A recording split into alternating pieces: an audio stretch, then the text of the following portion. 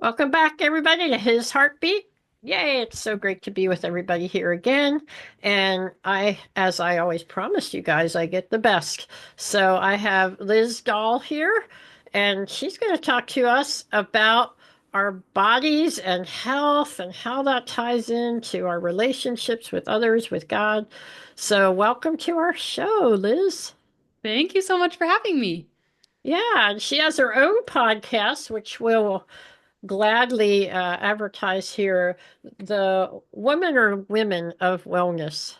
The Woman of Wellness Oh, the podcast. An Women of A. Wellness Yeah. podcast. Yeah, so I'm looking forward. I always like to hear those. So, how we can be healthier. So, yeah, tell us a little bit just about in general about yourself. Yeah, well, I guess let's go like really fun. I'm a mom of three little kids. Yay! How Um, old are they? I have a 9-year-old boy, a 6-year-old girl, and a 1-year-old girl. So I'm Well, busy. you I'm in are. it. So, does your 9-year-old help take care of the 1-year-old and the 6-year-old? Yeah. Yeah, my 6-year-old is a girl, so she's a little bit more mommy Okay. nurturing than my 9-year-old boy, but they're both really great to help. Oh, that's Um, fun. yeah, so and I live near mountains, so I love to hike and Oh, where are uh you? I'm in Utah and Salt Lake City. Okay, awesome.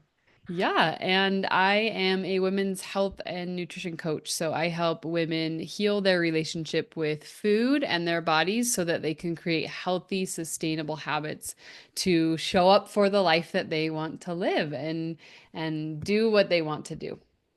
Oh, that's great. Well, so how'd you get into that? You do look quite healthy. So was that always true in your life or?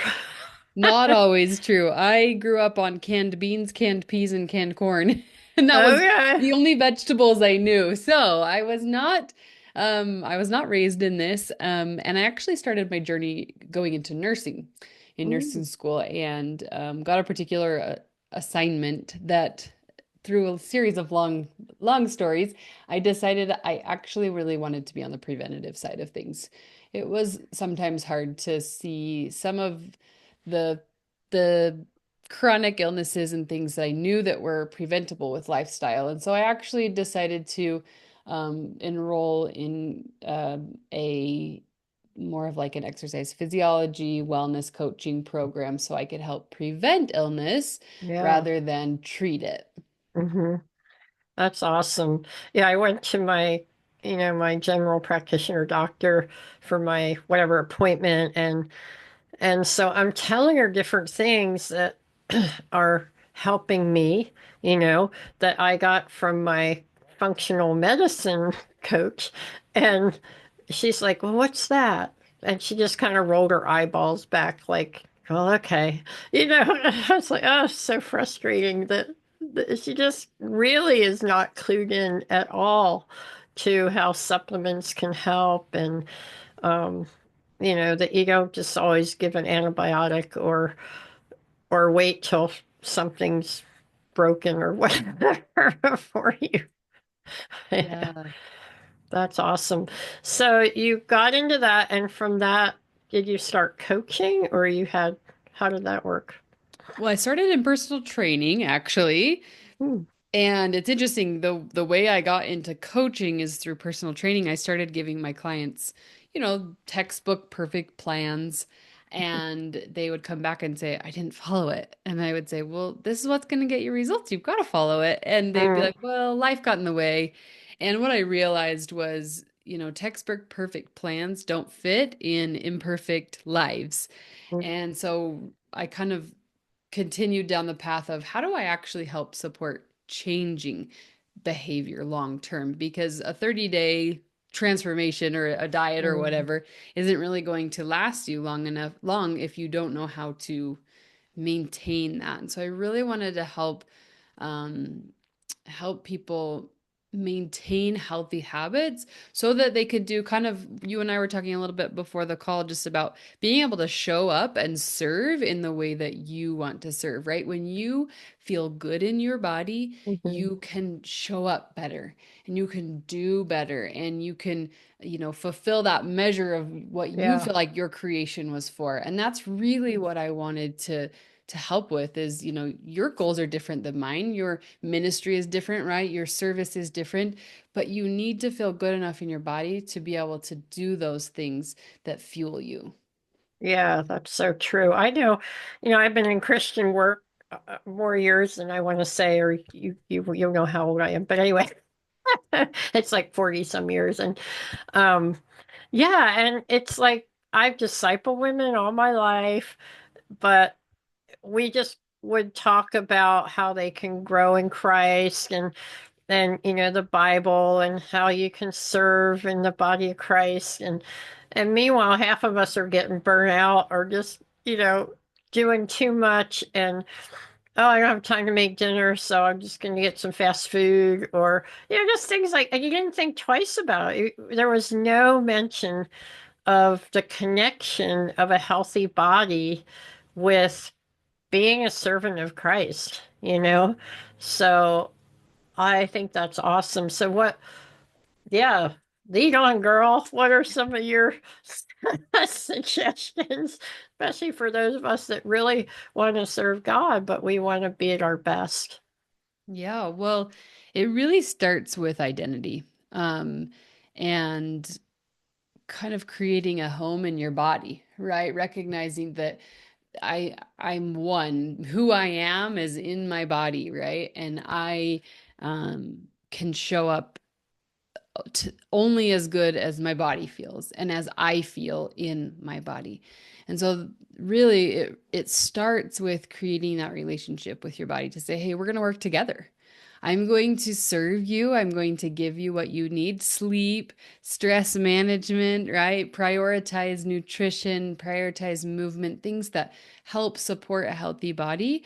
And when you step into that identity of, okay, we're working together rather than escaping.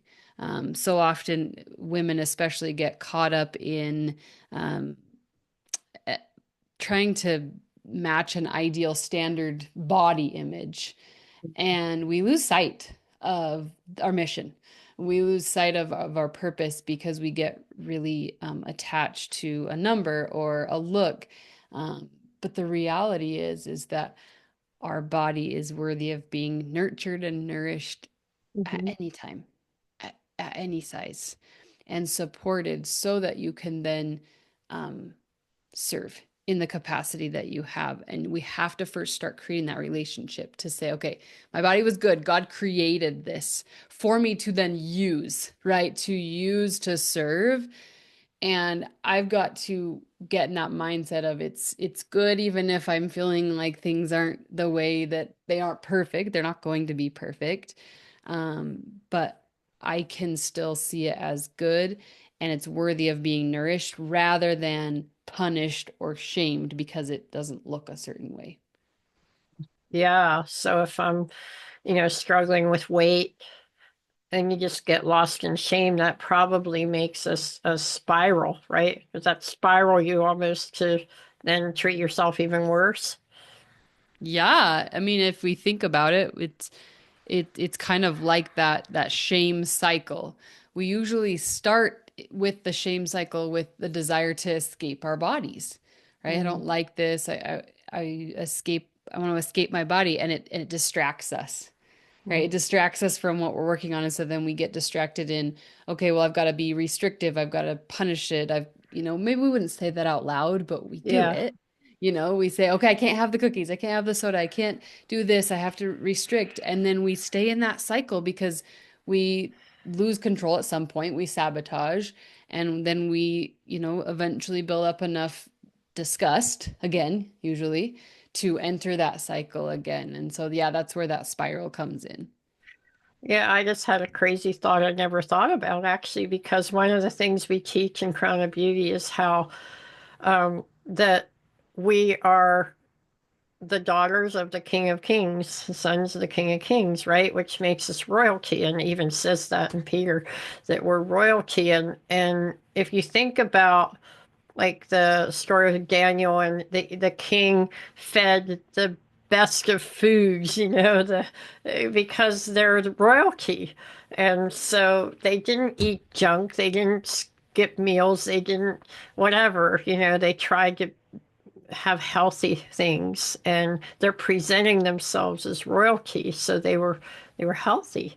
So it's Yeah. just interesting, right, that we are royalty and God wants us to represent him, not in a, like you said, not a body image of what the world says, but just being our best, being how God created us to be, which is having strength, having now okay, we have diseases and things sometimes that we can't prevent, maybe genetic or whatever. So, yeah, that's really cool. So, how do you help break this shame cycle? Yeah, we start building a relationship with our bodies. I like to think of it as like a romantic relationship or a significant other relationship.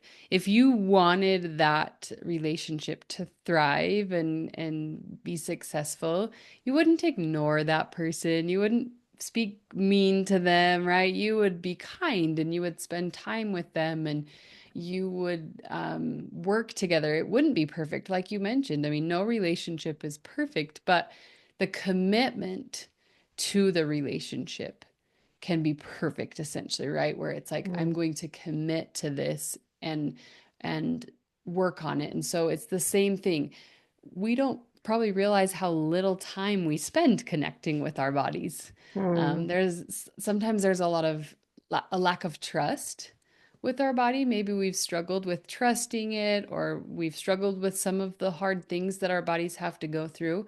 But we want to commit to it by saying, okay, how can I start maybe speaking kinder words, like recognizing, do I say, oh, you're dumb, or you look bad, or what are some of those negative words that come in that cause that negative mindset?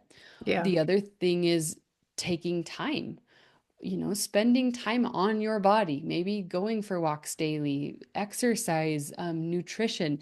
It's worthy. Your body is worthy of time and spending time.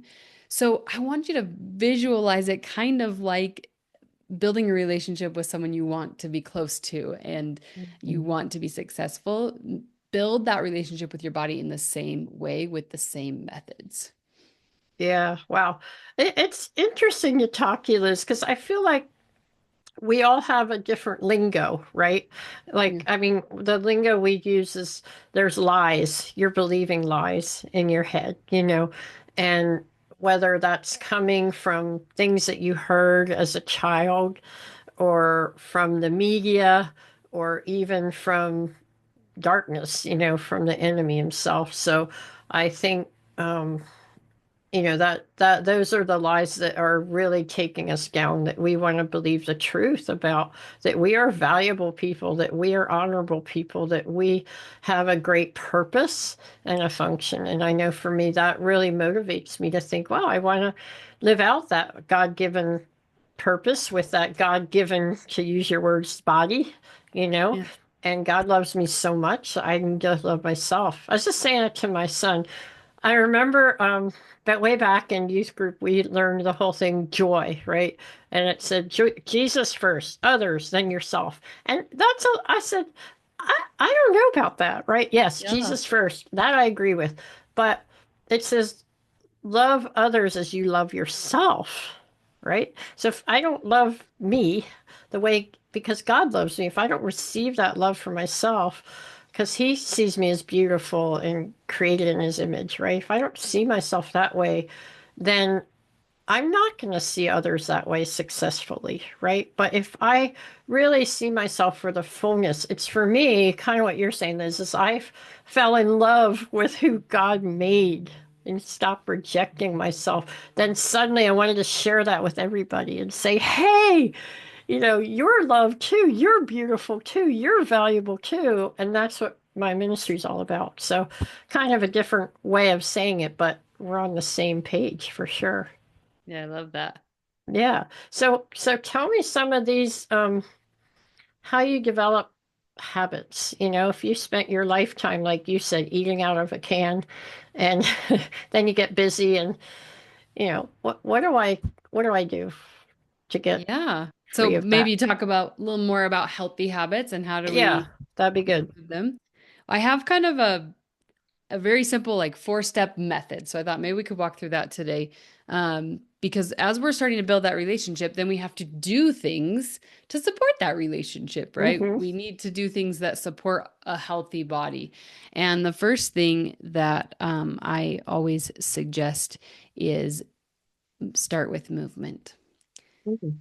Move your body in a way that feels good. Not what everyone else says you're supposed to do, but how can you move your body? There is a lot of power in moving our bodies, both mentally, the mental benefits that we get are so powerful, but also physical benefits. When your body is being moved, it's working the way it needs to be. And so, the first thing I say is if you want to feel better in your body today, go move. Go move it in some way that makes you feel good. Um, the second one from there is now we need to start reconnecting with our body with nutrition. And so I suggest starting to be mindful with your eating. Listen to your body. You're building a relationship of trust. What does it feel like when you're hungry? What does it feel like when you're full? Allowing yourself to be satisfied with food, starting to recognize some of those cues that we sometimes ignore because we get busy taking care of others, serving others, right? Focusing on others.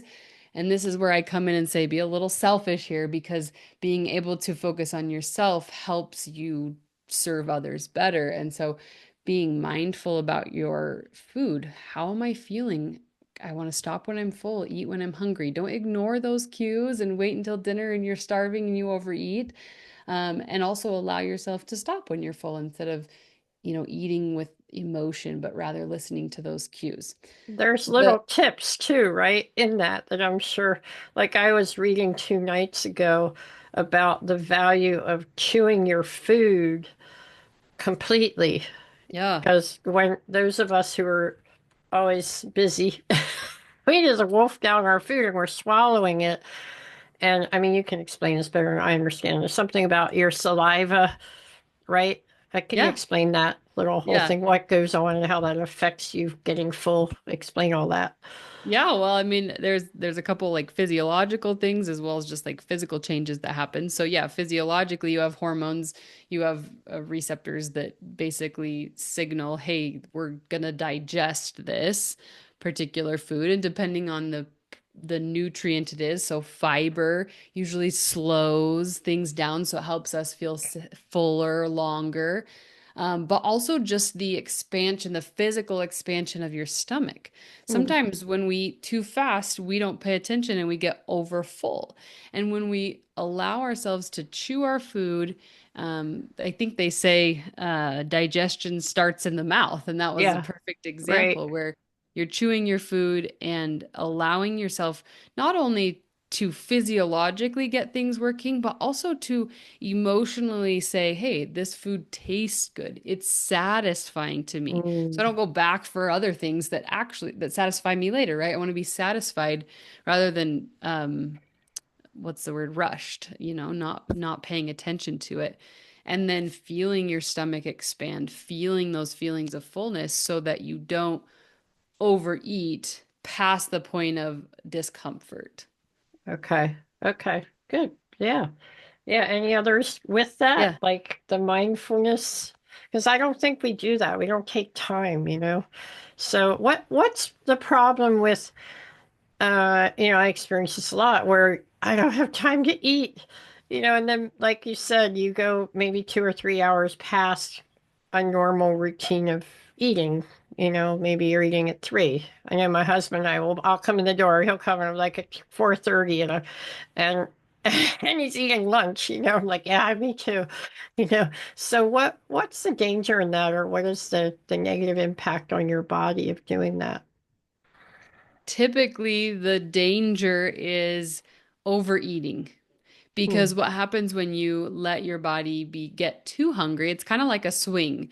The further you pull back that swing, the mm, further it's going to swing forward. So if you are over hungry, it's a lot harder for you to slow down and pay attention to your fullness cues. And so what happens is you tend to overeat before you even realize what's going on because you're eating out of desperation. Basically, you're yeah. desperate to get the nutrients. Your body needs them, it wants it. Mm, But we've mm. ignored that signal for so long that it kind of sets us up for that swinging motion. Okay, got it. Now, a lot of people struggle with snacking, me included, especially if you're feeling anxious or stressed or you've had a hard day, and that can really sabotage people. So, do you have any suggestions for that kind of midday? I need energy. What's a healthy way to help that body signal?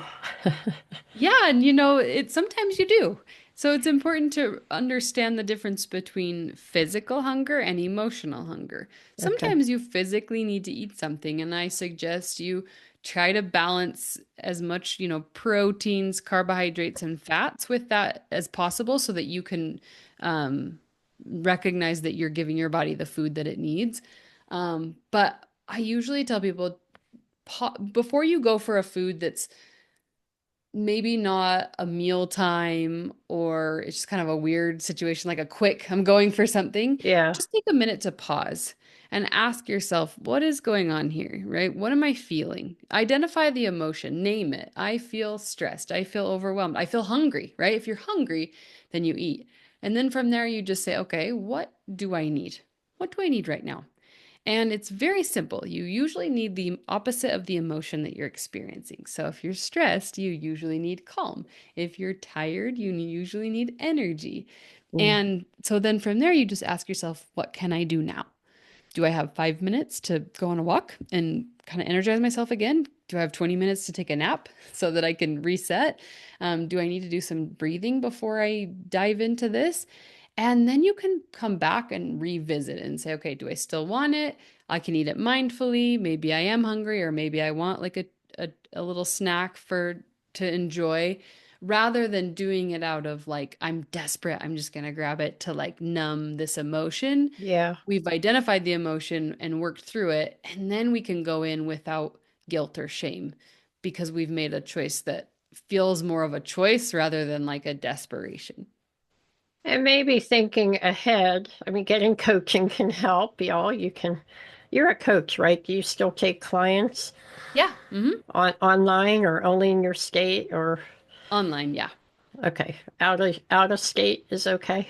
Yeah, I have clients from all over the world. Oh, that's really cool. Okay. So, yeah, I'm just thinking uh how when I made the mistake of like putting nuts. So first of all, thinking what's a healthy snack, right? I think that helps. And then trying to avoid buying things that aren't healthy. But then I like put those nuts in my car, and what I find is I come out of a meeting and it's like, oh, that'd be fun. I'm just popping nuts. And it's not that I'm hungry. It's not, it's just they're there. Yeah. So same within my office. I don't put food in my office. Don't put food in the car because I'm going to go to that. Unless it's, specifically because I'm going to have lunch or whatever, at that point. I mean, do you kind of talk about that some, like where food is available and planning ahead what are healthy snacks and healthy things like that? Yeah, I mean, it's important to have things on hand that help you when you maybe can't grab a lunch right away, or that's important to have. But you know, one thing that I think is really helpful to understand is everyone has a different personality um, as it relates to food. And so my personality is if it's in my home and I see it, I'm more likely to eat more of it than I would if it was like at the store and I could access it anytime. Like maybe I want this, I'll go get it at the store. My husband and son could see it at home and not think twice about it. They'd forget about it after a week, you know? And Yeah. that's their personality. And so it's important to understand that you don't have a food addiction or it, you know, if you enjoy food that's in front of you or you see it and you want to just snack on it, but it might be a personality thing where that's just more of your tendency. Mhm. And from there, I would just say, where does that food serve you best? Is it okay in your home and you do go to it a little bit, like maybe you set a boundary for yourself that says, okay, I can enjoy this like little treat that I get after lunch, and that's just kind of, I eat it mindfully, I enjoy it, rather than like I'm gonna grab the cookie off the pan while I'm cooking dinner and doing 10,000 different things, right? We've all been guilty of that. Yeah. And instead saying, okay, I have a boundary here that when I get this food, whether it's at home or I know it's available to me at the grocery store anytime I want it. I eat it mindfully and I enjoy it. I have a funny little thing. I love peanut M&Ms. But if I went to Costco and got the big jar of peanut M&Ms, I'd eat more peanut M&Ms than I would probably like to. Hmm. Like not out of addiction, but just rather like it's there. Oh, I might grab one here today and one tomorrow. But instead I just say, you know what? The gas station, the grocery store, they have a bag of M&Ms anytime I want it. I can access it. And so I have a fun thing when we go on a road trip. I always get a little bag of peanut M&Ms, and it's like a fun thing for me. I enjoy it. And I don't have any like issues with it because I can enjoy it when I want, and I also don't feel like I have to use a lot of willpower to avoid it. Yeah. So I like this idea of mindfulness and just being more aware of your body and why you're doing what you're doing, why you're eating what you're eating, that kind of thing. All right, so we heard step one, movement. Step two is this whole mindfulness. How about three? Step three is a nutrition strategy.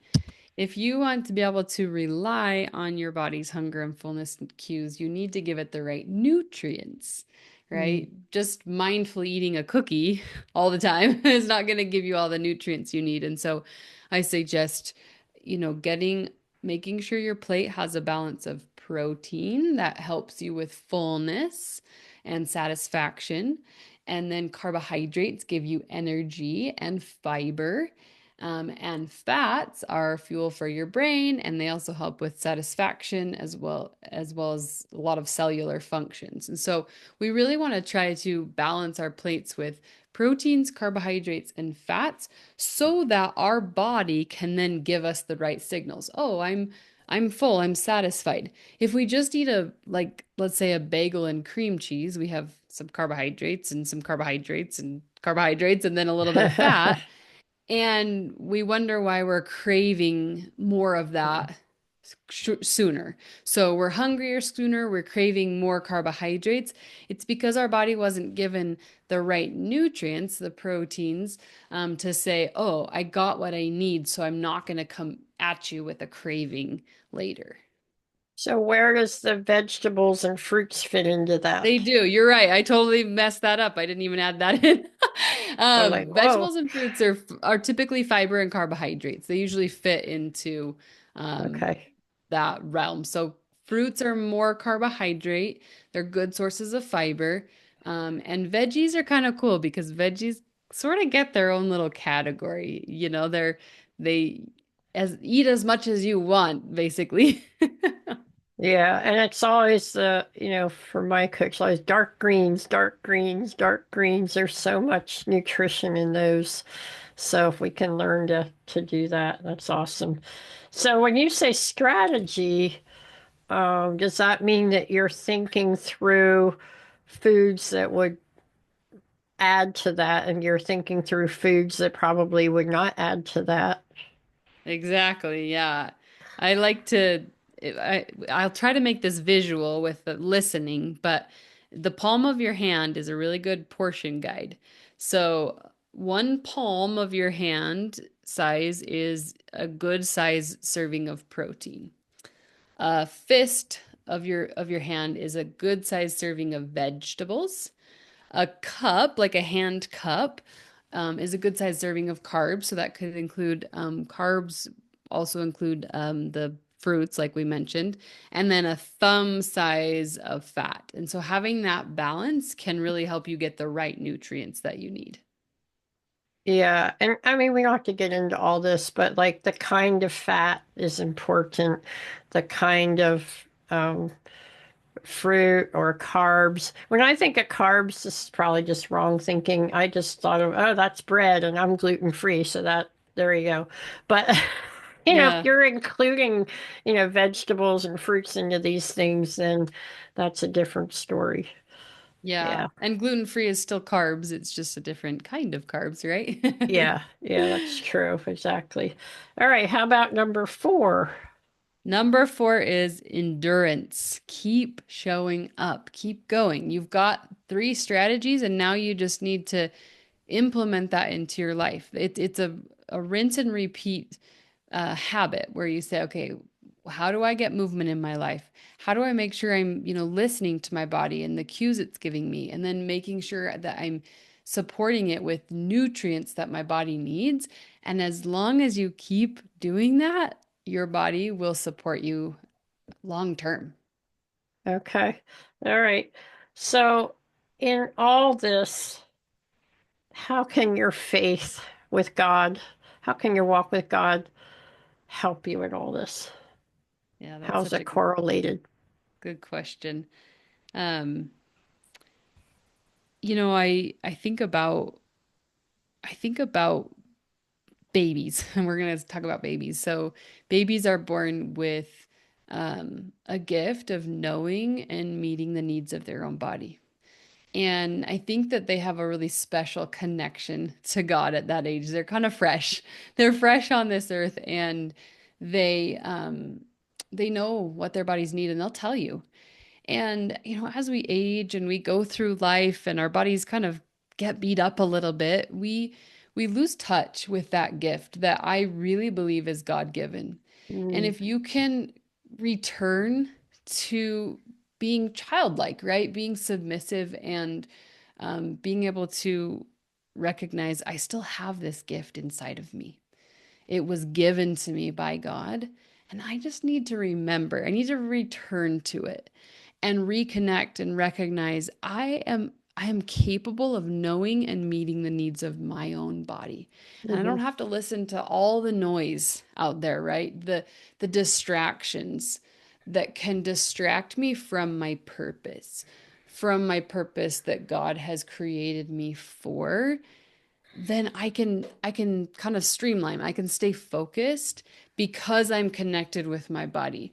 But when we start to look for those outside sources, we get distracted and we lose touch. And so I guess I just want to remind everyone to um, reconnect with that gift that was God given, that is still there.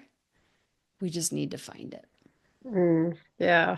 I know some people journal, and if you don't journal, but it's a good idea, especially the mindfulness section where you can begin to invite God through prayer and journaling that can help into helping you understand your body better. Let the Holy Spirit guide you in that because he can really open your eyes to things because you're right. We're trained to not pay attention to ourselves.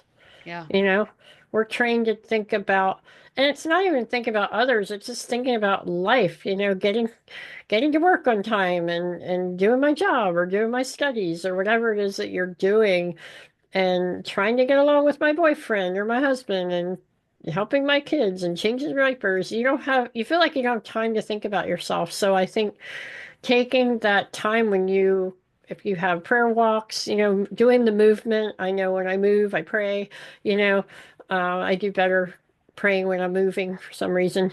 Even in Yeah. my car's moving, I can pray better. It's very weird, but yeah, so I think bringing God into that and asking Him, hey, Lord, I've never paid attention to when I feel full and why I feel full and what foods affect that. And, and thinking about, oh, empty stomach, and then I come home and I eat too much. Wow, I never really thought about that. So I think becoming more mindful as you pray and let God guide you in that can be helpful. Absolutely. Yeah, yeah. Well, this is great. So if people are interested, are you still taking clients? Do they go on Yeah. your website and find out more? Or...